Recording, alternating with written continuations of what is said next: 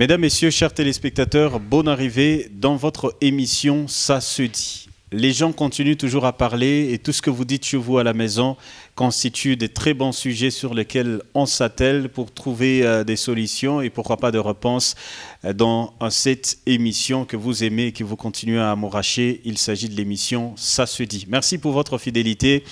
Et donc aujourd'hui, on se rend compte, 61 ans après, que les choses ne semblent toujours pas évoluer. On se dit que la RDC, c'est vraiment un scandale géologique, mais le peuple congolais ne parvient toujours pas à bénéficier de la richesse du sol, mais aussi du sous-sol de notre pays.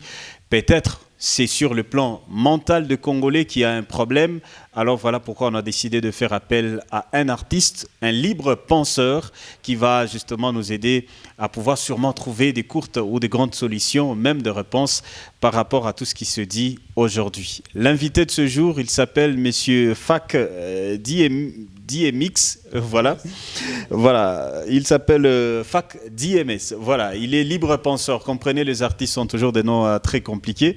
Monsieur Fac, vous allez bien?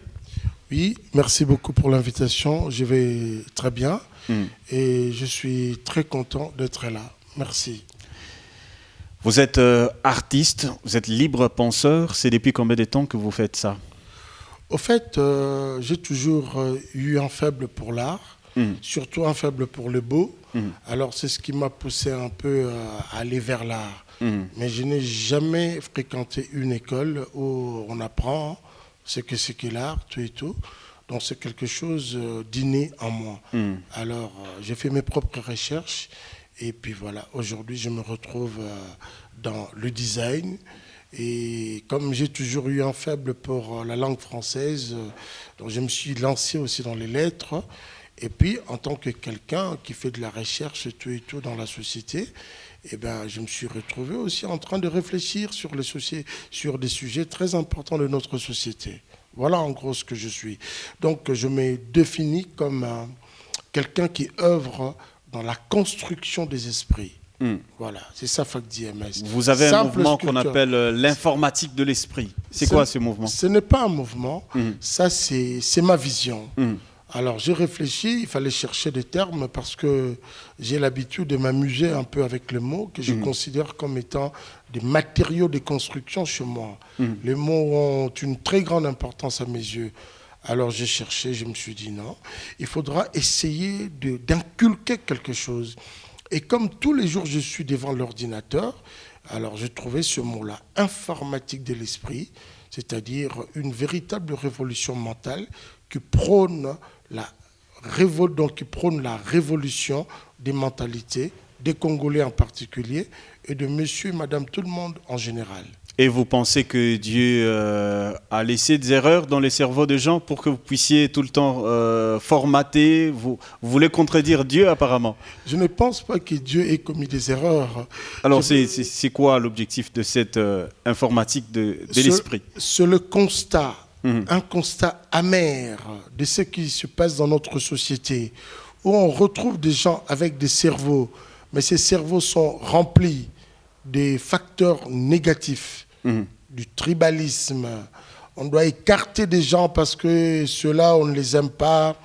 On trouve des gens qui sont au poste de commande, mais qui n'aiment même pas leur propre pays.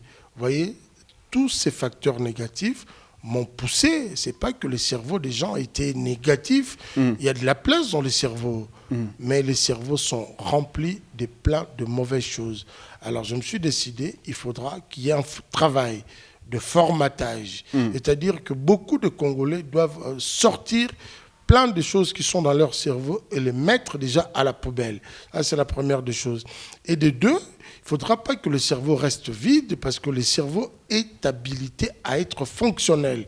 Alors, il faudra inculquer des valeurs, d'où informatique de l'esprit, c'est-à-dire inculquer dans la tête des Congolais des vraies valeurs pour que ce pays ait le véritable visage qu'il doit avoir. Parce qu'aujourd'hui, le Congo présente un visage complètement fané d'un vieillard, 60 ans. C'est rien du tout pour un pays. Vous savez ce qui se dit?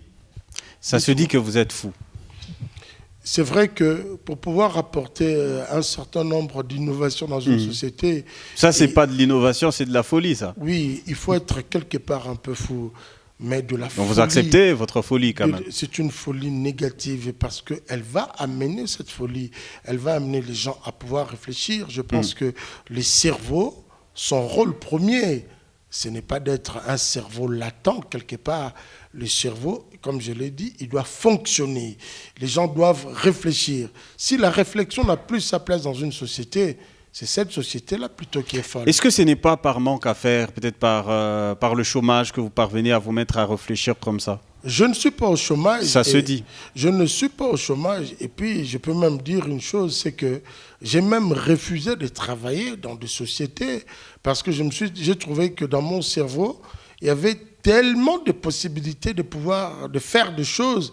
Nous avons décidé de pouvoir créer nos propres choses. Vous voyez, par exemple, informatique de l'esprit, ça c'est une vision. Je ne l'ai pas apprise à l'université. Je vous surprendrai si je vous dis que j'ai refusé d'aller à l'université. Je dirais même que je considère que la plupart de ceux qui sont allés à l'université, ils n'avaient pas suffisamment de jugeote pour y aller. Nous avons été formés tôt, à l'âge de 12 ans. Nous avions eu des professeurs à l'école secondaire qui nous ont réveillés, qui nous ont dit que nous devions vraiment commencer à lire sérieusement. Chaque semaine, on devait lire un bouquin, avoir de nouveaux mots. Nous avons grandi dans cet environnement-là. C'est pour cela, ce livre informatique de l'esprit est destiné aux écoles. Et je suis sûr qu'il y aura ce que moi j'appelle de la contamination positive. Je me suis dit peut-être qu'il est aussi tombé dans votre folie comme vous, mais on ne sait pas l'avouer. Il a eu tellement à réfléchir, c'est sûr qu'il a manqué de choses. Finalement, il est tombé sur qu'est-ce qu'on peut faire qu'il y ait des Congolais de père et de mère en RDC. Est-ce que vous avez quand même suivi cette proposition de loi? C'est dans la lignée d'une folie. En tant qu'intellectuel ou quelqu'un qui est branché aux choses intellectuelles, obligatoirement que cette nouvelle a atterri dans mes oreilles. Mais je voulais dire une chose aux Congolais. Je ne veux surtout pas parler de moi, ni de quelqu'un d'autre. J'aimerais parler un peu de quelque chose qui soit vérifiable par un grand nombre. Parlons de la Bible. J'ai vu que Joseph, de la Bible, était d'abord un esclave, donc un statut infrahumain en Égypte. Et puis, il était prisonnier. Mais Pharaon est allé le chercher en prison. Et il lui a donné la destinée de tout un pays comme l'Égypte. Je pense que ça doit nous faire réfléchir. Aujourd'hui au Congo, est-ce que nous avons besoin des gens parce qu'ils ont un titre quelque part? Je connais beaucoup de Congolais qui sont bardés de diplômes aujourd'hui. Des gens qui ont fini à Harvard, Oxford, n'importe où, Cambridge, je ne sais, Sorbonne, tout et tout. Mais la réalité du pays est que le jour où ces gens vont se présenter devant Dieu, puisque j'ai pris Dieu à témoin, eh ben, ils ne pourront même pas regarder Dieu en face. Parce que leur talent, le talent que Dieu a mis en eux, n'aura servi à rien du tout. Parce que le Congo, aujourd'hui, il a un budget de 4 milliards, comparable à des micro-États comme le Sahara occidental, comme l'Érythrée. Le Nigeria caracole à 591 milliards de dollars. Ça veut dire que nous devions pleurer. Et tous ceux qui portent des vestes, des cravates, qui vont dans des bureaux ici, soi-disant pour diriger ce pays, le résultat, franchement, devant Dieu, ils n'auront rien à dire. Donc ça veut dire qu'aujourd'hui, c'est un faux débat. Nous avons besoin de gens qui vont réellement transformer le quotidien du Congolais. Que les gens sentent que la vie change. Je donne un petit exemple. Ce sont des idées que je donne aux politiciens, parce que moi, je ne suis pas politicien, je ne suis un libre penseur. Vous voyez un parti politique qui regorge, par exemple, plus de 10 000 personnes. Mais ces gens vont dans leur, comment on appelle ça, dans leur siège. Ils vont passer toute une journée au siège. Et on va acheter le siège, par exemple, à des prix exorbitants. Pourquoi ne pas prendre cet argent-là, récupérer des terres, faire de vastes champs, amener ces gens-là tous les jours au champ et transformer leur vie? Ce n'est qu'une idée. C'est ça l'informatique de l'esprit. Voilà. Vous n'avez pas fini votre point de vue par rapport à cette proposition de loi. Vous avez dit que c'était un faux débat. Un faux débat. Où est-ce que vous orientez vos propos? Nous avons besoin des gens qu'il faut, à la place qu'il faut. J'ai parlé dans mon bouquin d'un étranger, l'honorable Nazem Nazembe. Il vient d'ailleurs, il est venu. Mais qu'est-ce que j'ai remarqué? Il crée des emplois. Il donne des emplois à des milliers de Congolais. Des gens qui auraient pu être dans le chômage, ne pas avoir la vie qu'ils ont aujourd'hui. Il y a des jeunes aujourd'hui qui sont même au niveau de l'Assemblée nationale parce que lui, il a donné de l'impulsion. Nous avons besoin de travailleurs au Congo. C'est-à-dire... Et non de Congolais de père et de mère. Nous avons besoin de vrais Congolais. C'est-à-dire un vrai Congolais pour moi, c'est celui qui pose des actions. Derrière mon bouquin, j'ai mis 3 verbes. Écrire, décrire et réécrire. Écrire pour moi, c'est quoi? C'est l'action. Nous avons besoin de gens qui posent des actions. Dernièrement, j'ai lu qu'un ex-président du Nigeria, Obasanjo, il a l'une des plus grandes fermes d'Afrique. Il emploie 17 000 personnes. Mais au Congo, il y a des gens qui ont ce genre de possibilités, de moyens financiers. Mais qu'est-ce qu'il faut avec ce genre de moyens financiers? Être Congolais, pour moi, ça doit être la pose des actes qui font réellement avancer le pays. Aujourd'hui, vous pensez vraiment, parce que vous êtes là en train de parler en tant que libre penseur, vous pensez que si vous avez un emploi sérieux, vous allez continuer à écrire?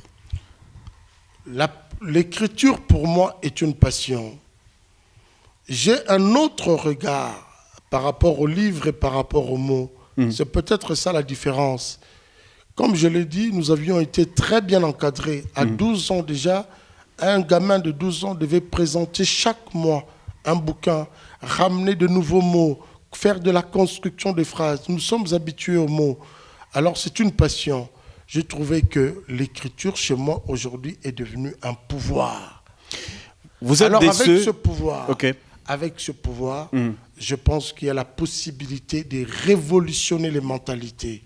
Vous êtes de ceux qui pensent qu'aujourd'hui, le Congo n'est pas le scandale géologique? C'est une bêtise. Sortir ce genre de phrases-là en disant que le Congo est un scandale géologique, je dois le dire en regardant bien devant la caméra que, chers compatriotes, cette phrase, c'est une bêtise, premièrement. Des deux, c'est un méchant somnifère. Ce sont des phrases qui endorment les gens. Voilà pourquoi ce pays, il n'a pas changé. Le Congo, on dit que c'est un scandale géologique. Il fallait que ça soit la conclusion après un travail. Nous ne travaillons pas. Nous devions plutôt dire que le Congo, avec toutes les potentialités que le Congo possède, les Congolais sont en train de transformer leurs matières premières. Ils sont en train de transformer leurs potentialités qui transforment par la suite la vie des Congolais chaque jour, au quotidien, voulais-je dire. Voilà. Là, on dira que c'est un scandale géologique. Mais le considérer comme une récitation, ça, c'est la culture du perroquet. Et je suis ennemi numéro 1 de cette culture-là, qui vante des choses qu'on ne pratique pas. Et aujourd'hui, les gens disent que c'est toujours les politiciens qui sont à la base du non-développement ou de ce que vous êtes en train de dire tout à l'heure, qu'il n'y a pas cette richesse. Vous pensez aussi, vous êtes d'avis de ceux qui disent que c'est toujours la responsabilité qui doit revenir aux politiciens, mais chaque Congolais, je pense qu'il a sa part.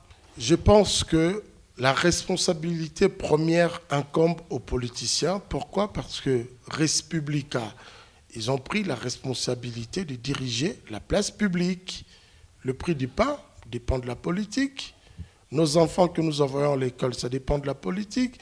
Quand nous sommes malades, ça dépend de la politique.